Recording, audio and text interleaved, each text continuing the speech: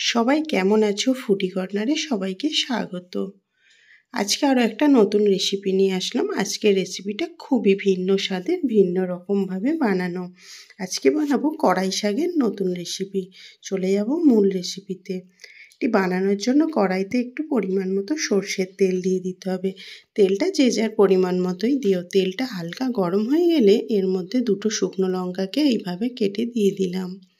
শুকনো লঙ্কাটাকে 10 থেকে 20 সেকেন্ড তেলের মধ্যে একটু হালকা ভেজে নেব। হালকা ভাজা হয়ে গেলে একটা বড় সাইজের পেঁয়াজকে এইভাবে কেটে তেলের মধ্যে ভাজতে থাকব। পুরো খুব বেশি লাল করব না, হালকা পেঁয়াজটা এইভাবে লাল হয়ে গেলে এর মধ্যে দিয়ে দেব রসুন কুচি। রসুনগুলোকে আমি কিন্তু থিতো করে নিই, রসুনগুলোকে আমি কেটে নিয়েছি। লম্বা লম্বা করে রসুনগুলোকে এইভাবে কেটে নিয়েছি। রসুনের পরিমাণটা কিন্তু এখানে একটু বেশিই দিতে হবে।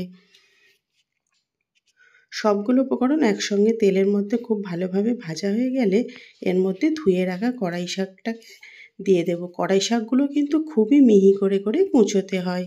যতটা মিহি করা যায় ততটা মিহি করলে তবে কিন্তু খাবার সময় খেতে ভালো লাগে। একটু উল্টে পাল্টে তেলের মধ্যে দিয়ে এটা ঢাকনা দিয়ে চাপা দিয়ে দেবো 30 থেকে 40 সেকেন্ডের জন্য। তাহলে কড়াই শাক থেকে যে জলটা বার হবে সেই জলটা থেকেই কিন্তু কড়াই শাকটা পুরোপুরি ভাজা হয়ে যাবে। আলাদা করে আর নতুন জল দিতে লাগবে না। দেখো এর মধ্যে থেকে কত জল বার হয়েছে। এর মধ্যে দিয়ে দিলাম পরিমাণ মতো নুন আর পরিমাণ মতো হলুদ। শাকে সবসময় একটু নুন কম দেওয়ারই চেষ্টা করবে, পরিমাণ বুঝে আবার শেষে দেওয়া যেতে পারে। আর দিয়ে দিলাম শীতের সবজি মটরশুঁটি।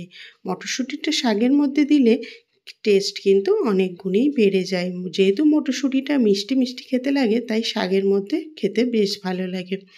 এগুলো আবারও উল্টে পাল্টে খুব ভালোভাবে নাড়িয়ে চাড়িয়ে ঢাকনা দিয়ে দিয়ে এটি পুরোপুরি ভেজে নেব।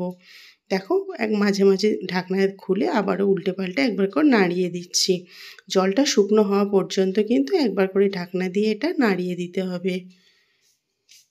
আবারও একবার খুলে দেখো জলটা কিন্তু অনেক শুকনো হয়ে গেছে, আর কিন্তু জল নেই।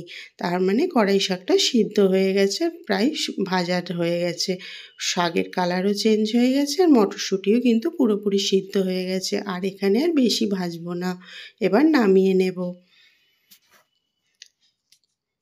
একটা প্লেটে এইভাবে সার্ভ করে নেব। এই রকমভাবে যদি তোমরা মটরশুঁটি দিয়ে কড়াই শাক খেয়ে দেখতে পারো, তাহলে কিন্তু বেশ ভালো লাগবে। আর শীতের সবজি হিসাবে কড়াই শাকটা বছরে কিন্তু একবারই পাওয়া যায় এই শীতের সময়। তাই একবার হলেও এই রেসিপিটিকে বানিয়ে সবাইকে খাইয়ে দেখো, বেশ প্রশংসা পাবে।